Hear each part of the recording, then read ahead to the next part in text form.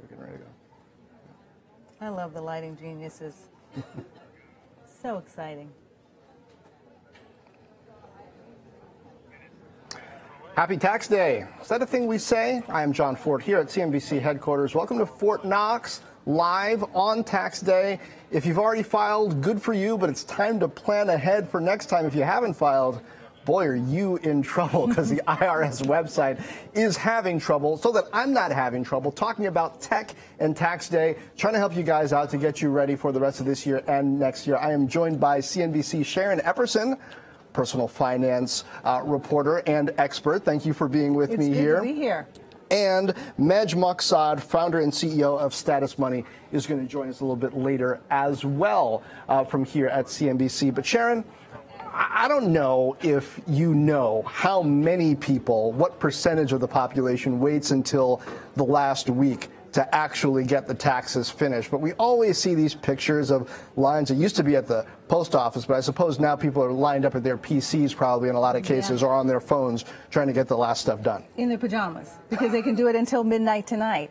We know who they are. Most of them are people who owe money to the government, and they don't want to pay until the very last minute, or they're afraid they can't pay or won't be able to have enough money to pay. So that's who's filing right now, today, at the very last minute. The issue is how they're going to do it. And when they're using technology, e-filing, definitely the best way to go to make sure you don't make errors. Also a great way to go if you're going to get a refund, to get it back quickly. But there are a lot of problems if you are using technology and you're not using it from a safe place. Okay. If you're out and it's 10 o'clock and you're like, oh, right, I need to do it. It's going to be really simple. My friend just told me, actually, I got to do the 1040 form. I got to figure it out.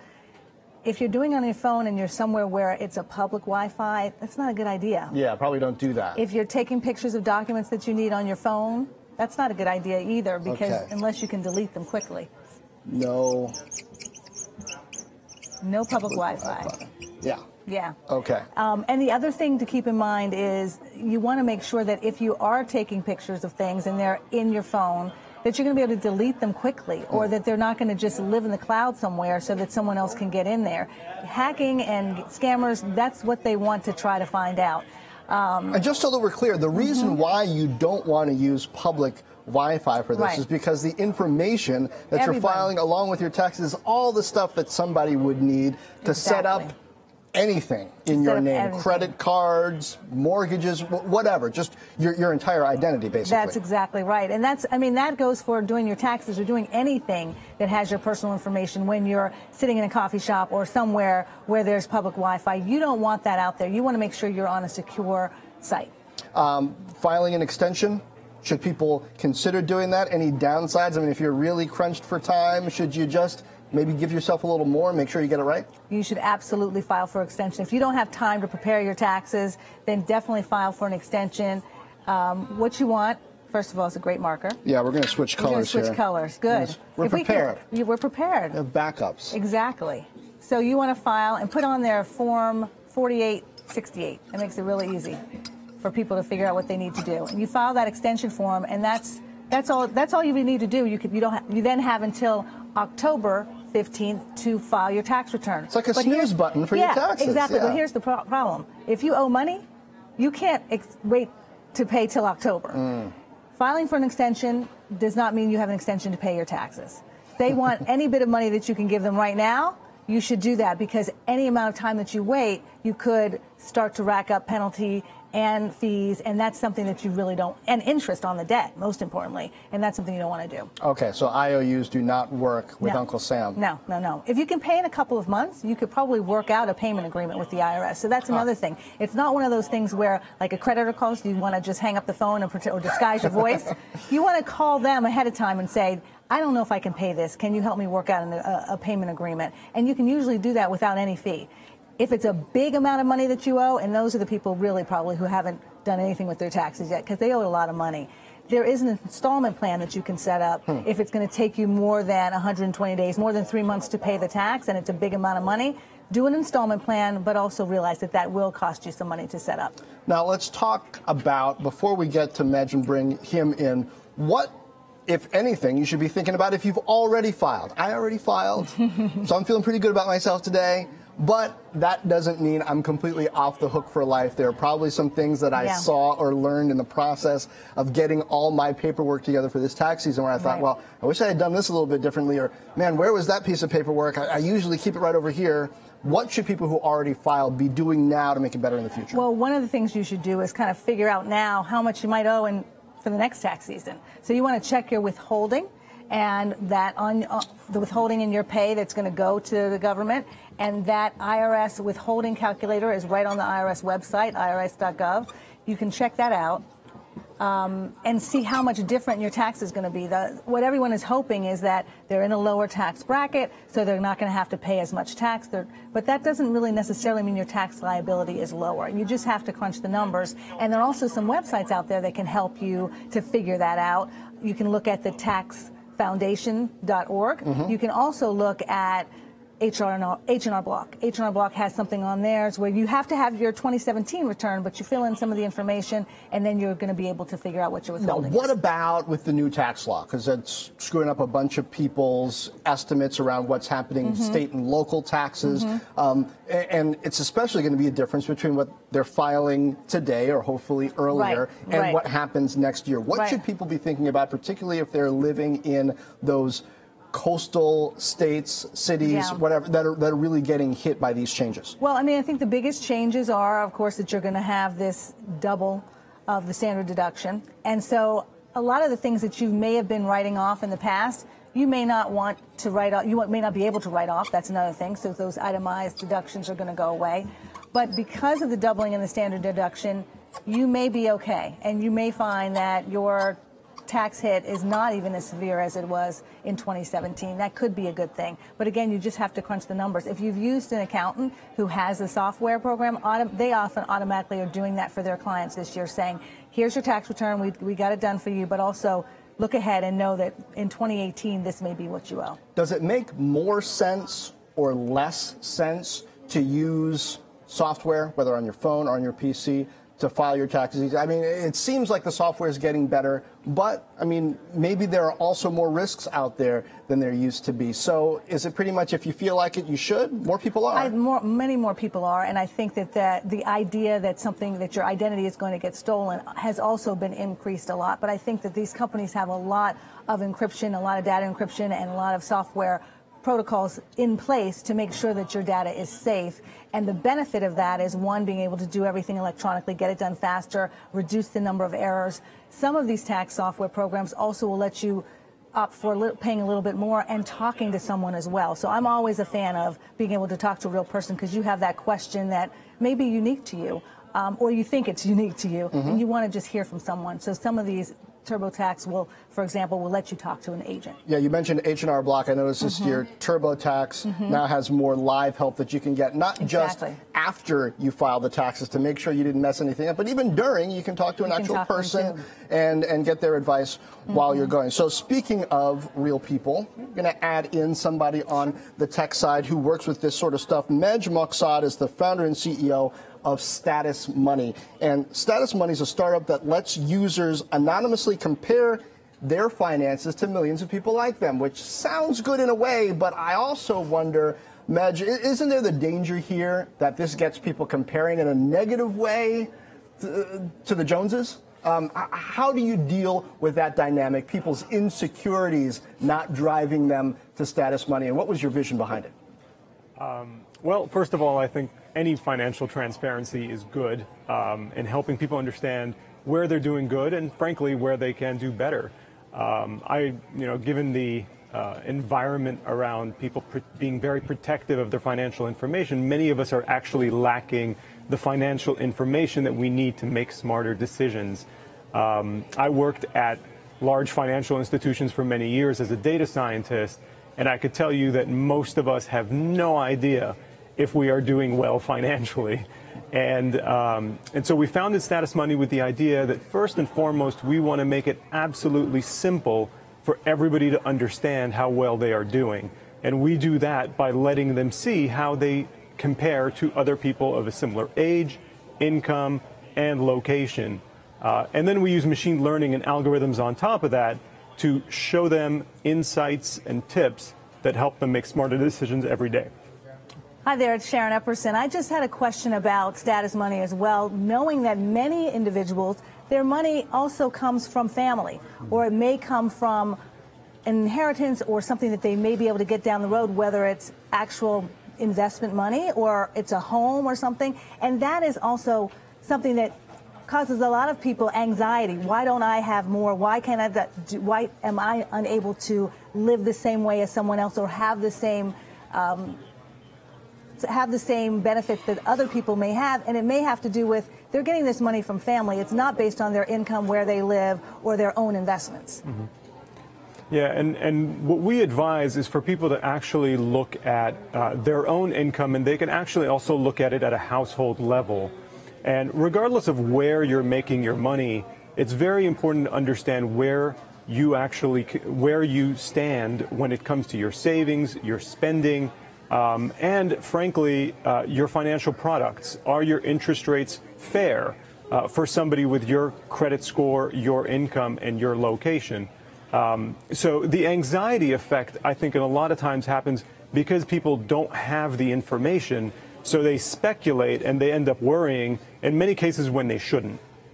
Mej, give your sense, not just your sense, share some of your data perhaps, of how different people handle taxes themselves in terms of when they file, whether they're owing or getting money back. What does Status Money learn from all the data that you have access to?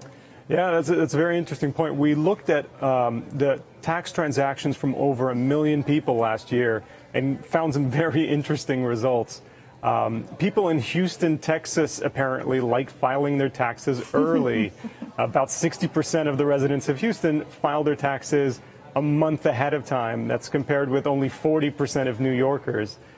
We also found that people in larger cities tend to file later than people in smaller towns, and that most people, 30% of people, in fact, file their taxes on the last week.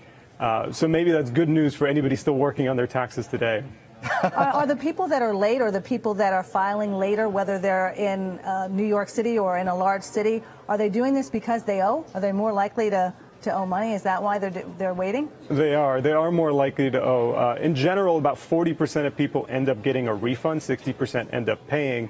But when it comes to people that are filing in the last week, the opposite seems to be true. Always hard to find people when they owe you money. I guess that goes for the federal government as well. I also wonder, does Florida file early too? Because I'm thinking states that don't have the state income tax. I wonder if people are, feeling differently around tax time. New York, man, the taxes are. I don't live in New York City, but I have friends who do, and the taxes are sky high. Mm-hmm. Yeah, I think Florida does break down that way, and that's probably the key driver. I think it's a very good hypothesis. We'd have to ask the IRS for their input on that one. So now, once again, this is Fortt Knox Live. We are talking tax day, and not just tax day, but tech that can help you get a better hold on your finances, not just on tax day, but throughout the year. And I'm kind of passionate about this because I'm a tech guy, and I'm a guy who likes to get my taxes done as efficiently as possible. Tech has helped me enormously, Sharon. And one, I've been using Mint for a long time, 8+ years. I've also been using tax preparation software personally for quite a while. And lately, oh my goodness, the cloud and the ability to take pictures of my bills and receipts and keep them stored, it makes things so much easier. What are some of the tools or types of tools that you would recommend that people really get on top of to make sure they don't have as much of a headache next year as they perhaps did this year? Yeah, putting all your accounts together in one place, being able to see what you have, what you owe, and what your assets are is key. So Mint.com, Mint app, really essential for people to have, to really organize all of their accounts in one place, aggregate all your accounts in one place. The other app that I recently found is called File This, and it's an electronic organizer of all kind of financial documents that you may want to keep.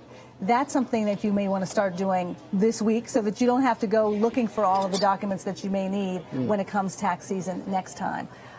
When I first started working, I used to keep all of my receipts literally in a big envelope and put it on top of my refrigerator, and every day when I come home from work, I would just put them in there.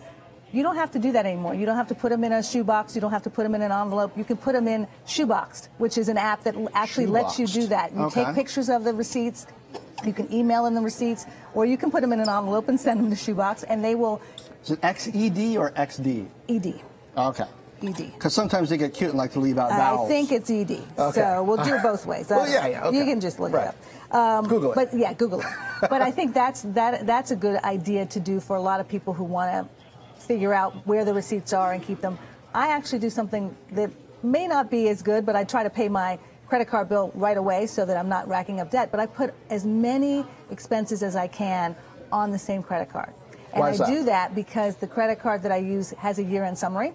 And they break down by categories, by individual, items that have been purchased, exactly the information that I would need for the IRS. So that has been very helpful as well, to keep it all in one place. And it also kind of prevents me from overspending, because I want to make sure that I can pay it off. And I don't want to do a Mint commercial by any stretch. There are many similar apps and services that do the same thing. I just happen to have been using that one for a long time. It was one of the first out. It also does that. It'll compare, the breakdown by month, by quarter, by year, this year compared to last year, and you can kind of see, well, maybe I did a little bit better at even conserving energy this year than in the past. Medj, of course, status money. Here's your chance to kind of give a sense of why this might help you actually stay organized throughout the tax year. But what else do you perhaps personally use that is a help in keeping your finances in order as you get ready for tax season? Well, I think you guys mentioned being able to aggregate all of your accounts and have all of your finances in one place. And I am a huge advocate for that, because it's only when you combine everything when you're able to see what the big picture looks like. Status money does that, but Mint, of course, is a great tool for that as well. Combining your credit report and making sure that you're always on top of your credit is another very key component. There are multiple services that do that. Status money does that as well. Being able to take an audit of your finances at regular intervals, whether that's monthly, bi-weekly, or every few months, is incredibly important. And getting any type of tool or service that can crunch that data for you and provide you with insights on top of that is something that everybody should be doing, and very regularly. Sharon, what about the cloud? I use actually Microsoft's cloud most often. I'll take a picture of a bill, usually my power bill I want to get in there, phone-related bills, certainly any giving receipts, as those roll in at the beginning of the year, taking pictures of those, labeling them, taxes, receipt, then they're all there, and I can have easy access to them. I don't have to hunt around for a piece of paper. There are dangers, however, with storing important documents in the cloud. How do you look at the pluses and minuses? Is that something that you would recommend people do? Well, I do think it's good to have everything in one place. I do worry about it. It just depends on the safeguards that you put in for the cloud in general. And change your passwords every once in a while. And all of those types of things. So if that's the place that you want to keep it, that's great. But there are apps that can help you even further with things like the receipts that you want to keep for donations. It's deductible, which is part of TurboTax, will let you put your receipts for donations in one place, but also when you donate clothes or other items, figure out how much you can actually write off on that. So that's going to be a key component. There's a big concern that there may be people not making as many charitable donations, because if you get the standard deduction and it's much higher, will it really count as much for you to write something like that off where you want to continue to give? I hope people still continue to give, and this is a great way to make sure you track that. Another app that I think is pretty useful is for people who can write off their mileage. They want to be able to make sure that they're documenting that, and who's going to look that up all the time? Mile IQ is an app that you can use to do that. So that's another one that can be very helpful. My handwriting gets worse as I lean. So it's good. Everybody, my apologies. Medj, talk about the comparison effect. Have you seen any differences in how people deal with their finances when they do compare? Are there any disclaimers that you give? We've talked through some of them about the dangers of comparing and understanding, well, you're not necessarily seeing the whole picture when you see the numbers. You're just seeing the numbers that somebody's put up there. You don't see whether they're happy or not. You don't see whether they're giving or not necessarily, or how happy they are with their giving. What's the comparison effect? Well, there's a very important psychological effect that happens when you compare yourself with other people. That's been exploited by many companies Energy companies, for example, have used that to very good effect to get people to turn off their lights when they leave a room, for example. And what we're doing is bringing that into personal finance so that you can see where you're overspending or where you're not getting a good deal. There are certain disclaimers that I think come with anything that has to do with data. One of those is about privacy. And you guys talked about security, very important point to always look at the security comments or pages associated with any service that we're talking about here. But also privacy is a very important point. We've made a commitment and a promise to never sell member information to anyone for any reason. And I think a similar commitment should be expected from similar companies. When it comes to the data itself, we've managed to work with a number of data companies to create an anonymous panel that is very representative of the whole, so that all the information that you're seeing is not being biased one way or the other by what people are actually entering onto the platform. So that's the way that we can ensure the insights are accurate and useful. Now, Sharon, if people own businesses, and many do, or if they're self-employed, part of the gig economy, taxes can be a particular kind of challenge. The tech companies are trying to adjust and have specialized products and services and kind of subsections for the gig economy. But are there things that people should be thinking about if they're in that category, whether it's setting extra money aside throughout the year for unforeseen expenses or tax payments? What do you see come up most often with that group? Well, I think if you are relying a lot on self-employment income and income that is not taxed, where taxes are not taking out, then I think you do need to be putting money away for your taxes over time, because you're going to have the estimated tax payments that you need to make, you must make them, and you need to have the money tucked away for that. A couple of things in terms of aggregating accounts, that's great. Keeping the accounts separate is also very important. So having a business and having a personal account, whether it's your bank account, your credit cards, making sure that you really are diligent about making them separate is key, because you don't want to mix that up, particularly come tax time. And then you want to be able to track that income that comes in. So some people may have freelance income. They may have W-2, they may have a full-time job, but also have freelance income that comes in. You want to be able to track that. There's another app that actually helps with that, and that's called Track Tax. So doing those things, all of that is very important. And also when you have apps that will allow you to either say that it's personal or business, whether that's on an Uber or Lyft or something like that, use that option as well. Let me throw this one at you. And this is not just for self-employed or gig economy people. I guess this is for everybody. When I first started working ago, I generally had a checking account and a savings account. But as online banking became more popular and you could open up accounts through the internet, now I've probably got 8 to 10 different banking type accounts where I move money. Hey, I'm saving money for this in this account. Here's our main family savings account. Here's a personal checking account. Here's an account that I pay taxes out of, whether it's property taxes, estimated taxes, federal taxes for the end of the year. Is that something that you would recommend? I personally have done pretty well with it, but are there any downsides I don't know about? Is that something you've heard about other people doing? I do the same thing.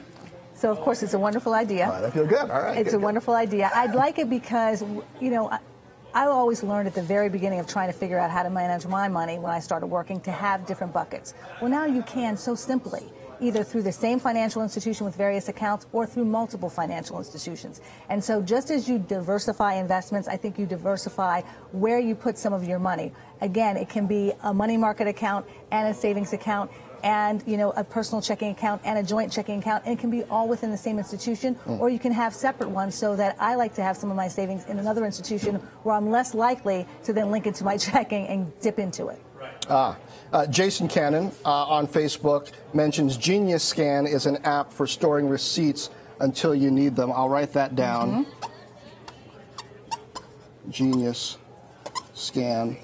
I will note, for people who are thinking about doing that multiple account hack, you might want to think about setting up direct deposit to go into those accounts, because very often with checking accounts these days, unless you've got direct deposit or a minimum of $1,000 or so, they will charge you for the checking account fees can be quite high. But all you got to do is set up a direct deposit of $100 every so often into the account, and the threshold will be lower. You'll be taken care of. The other thing that I like to do is, if you are able to do it through your employer, is to have it directly sent from your paycheck, have that broken up the 6 different ways, or the 4 different ways, or several different ways. It doesn't just have to be in a savings and a checking account. And I think that is a way to really make sure that you're not tempted to then put a little bit extra in checking because you saw that pair of shoes or the spa treatment that you want. I'm just talking about, you know, people I know who might do that. Right, not me, of course. You. Not me, of course. But it's very helpful to have it already coming straight from the paycheck to the different accounts. Medj, do you get insight, and we'll finish up with this, into younger people who might not be signing up for these accounts themselves? Any insight into how people are dealing with kids and money? Because it's different now than it was when a lot of us were coming up, where, you know, all the money that people were carrying around with them was in their wallet, and, you know, kids were used to handing out money. Now money is a little bit more abstract, and I'm worried that young people don't exactly know the value of a dollar because they don't get their hands on them every day. Any insight into what people are doing with kids and money to help them get their minds wrapped around that better?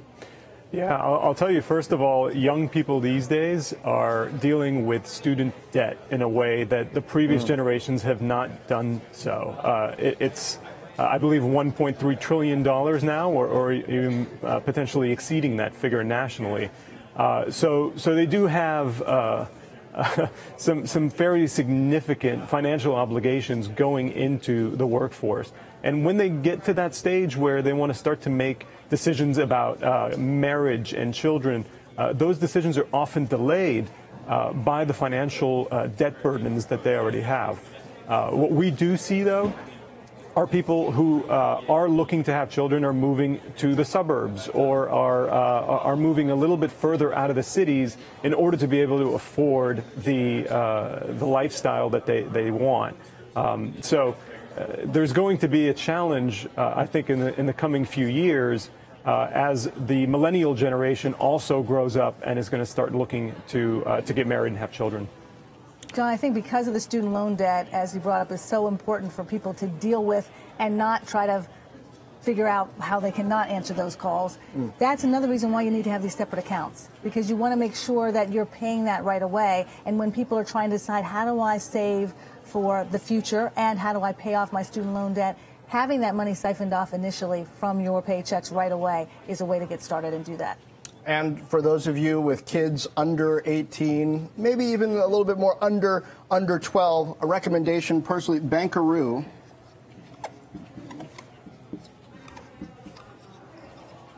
I've got 2 boys, and we use this. It's an app on the phone. You can set up accounts for them. They're not actual accounts. It just sort of exists in the app, but they can keep track of how much money they have. I have an allowance amount that's set up for them. It automatically gets added to their account every week. Also, when the grandparents or whomever might give them a little birthday money, you add it in there. You know, if they spend some money on a Lego set, for example, say, hey, you can get this with your money. I do subtract. And, you know, it's just a ledger, but there it is. And they can see there's real money happening here. Right. It's important because they don't know. Otherwise they still don't know. They especially don't know how much their vacation costs. But that's a whole different segment. Sharon, thank you so much for sitting and going through all of this with us, hopefully helping people get their arms wrapped around their finances a little better, maybe feel a little bit about themselves if they already have things pretty well in hand. And Medj Muqsad of Status Money, thanks so much for joining us as well, giving us some insight into how everybody's doing, perhaps compared to everybody else. This has been Fortt Knox Live from here at CNBC headquarters. Happy Tax Day. Get it done if you have.